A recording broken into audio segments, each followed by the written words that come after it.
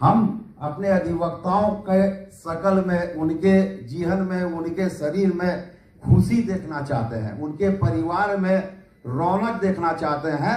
ऐसी कोई बात नहीं हो, हमारा सहयोग लीजिए, लेकिन हमको रोने मत छोड़िए। क्योंकि हर अधिवक्ता का बहुत कम अर्निंग होता है। स्थिति अधिवक्ताओं की क्या है ये छिपी हुई किसी से नहीं है। मैं बैठे हुए न्यायिक पदाधिकारियों से यह आग्रह करूंगा कि कोई मुकदमा आप डिस्पोजल के लिए रखिए, लेकिन अधिवक्ताओं को जरूर सूचित कीजिए कि देखिए ये दोनों आए हुए हैं, आपके वकालतनामा लगा हुआ है, इस वकालतनामा के तहत आप इसको डिस्पोजल कराइए। वो हंसी हंसी करेगा, खुशी से करेगा। वो कहीं लिटिगेंट, कोई अधिवक्ता नहीं चाहता। पहले जमाने में थी, कानून इस कदर आगे बढ़ा है अभी, और जागरूकता इस तरीके से लोगों में बढ़ी है कि आप किसी को उल्लू नहीं बना सकते। आज के डेट में आप किसी को गलत बात बोलकर छिपा नहीं सकते हैं। आज नेट, इंटरनेट आपसे और हमसे ज्यादा तेज चलता है। एक बीमारी मुझे होती है तो मैं उस नेट्स के माध्यम से उस बीमारी का 1000 किस्म का खोजता हूं कि किस मेडिसिन से वो दवाई मेरा लेंगे हम कि वो मेरी बीमारी ठीक हो जाएगी।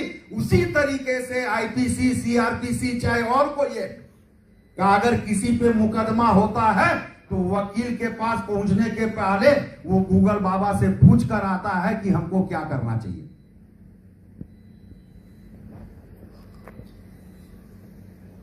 दूसरी, मैं देखा लोक अदालत का अर्थ होता है disposal of the cases in large quantity. यही एक इसका मोटो है कि ज्यादा से ज्यादा केसेस को निष्पादित करना। लेकिन ये केवल हम अधिवक्ताओं के चाहने से नहीं होगा। पूर्व में भी मैंने कहा था, आज पुनः मैं कह रहा हूं,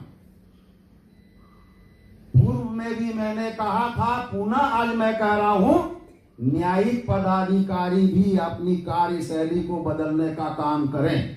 सोचने का, समझने का, और उसमें अगर कोई चीज सोचते हैं तो उसके पहले ये बात भी समझ में उनको आना चाहिए कि नालसा के द्वारा नेशनल लोक अदालत लगाया जाता है, उसमें केसेस को डिस्पोजल किया जाता है, दोनों पक्षों को बुलाकर सुलह कराने का काम किया जाता है। लेकिन मैं देख रहा हूं अभी भी वर्तमान में बहुत ऐसे न्यायिक पदाधिकारी हैं कि 12 बजे तक भी अगर कोई मौकिल नहीं पहुंच पाया तो